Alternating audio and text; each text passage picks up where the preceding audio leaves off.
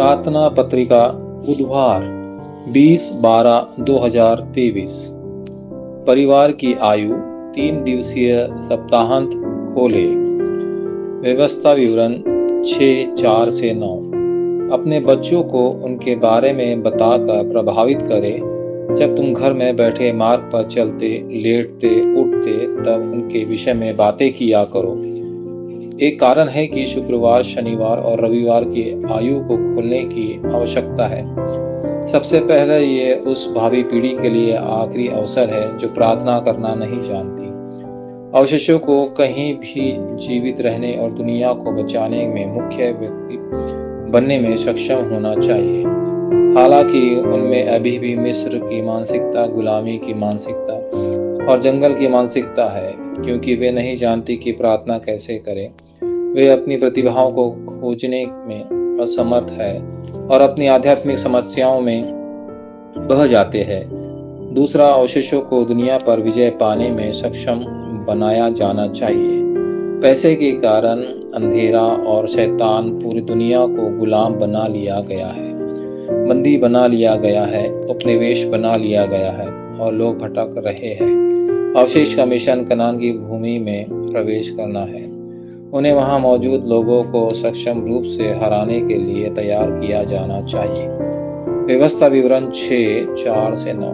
मिशपा आंदोलन के माध्यम से दोनाथन आंदोलन और चौकीदार आंदोलन के अवशेषों को राष्ट्र के लिए झंडा उठाना होगा। इसलिए उन्हें वही करना चाहिए जो यीशु ने निर्देश दिया था। लूका 23:28, यूहन्ना 21:15 से 18 और प्रेरितों 1:1 से 8। यीशु ने उस समय क्या किया? पहला, उन्होंने अंधेरे को हराने के लिए प्रार्थना सिखाई। प्रेरितों 1:1 से 8। त्रिएक ईश्वर सृष्टि के वचन, मुक्ति के कार्य और शक्ति के माध्यम से कार्य करता है। सिंहासन की शक्ति के माध्यम से वह समय और स्थान के अतिक्रमण और 2-3-7 देशों को देखने की क्षमता दोनों की अनुमति देता है।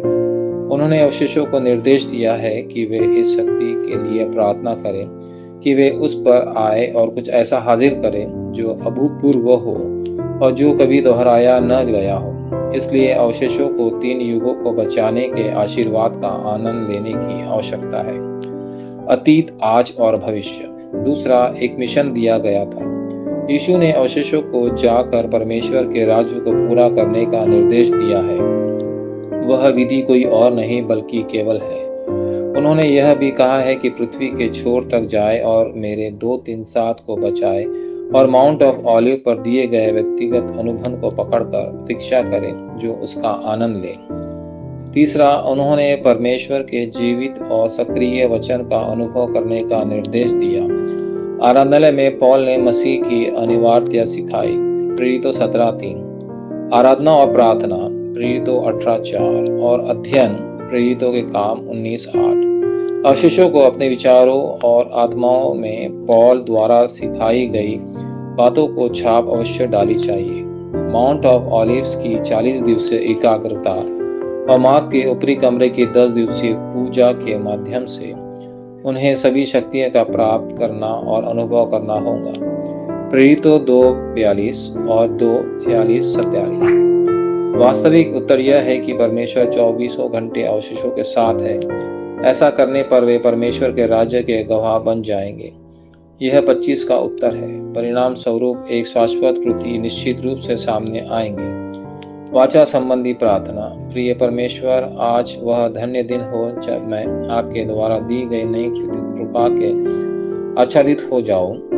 कृपा सभी मिशनरियों को शक्ति प्रदान करे जो चीजें आपको अस्वर की है, उन्हें प्रभु के उन सेवकों को प्रदान करे जो उन्हें बचाने के लिए आवश्यक जुटानी है। यीशु मसीह के नाम पर मैं प्रार्थना करता हूँ। आमीन।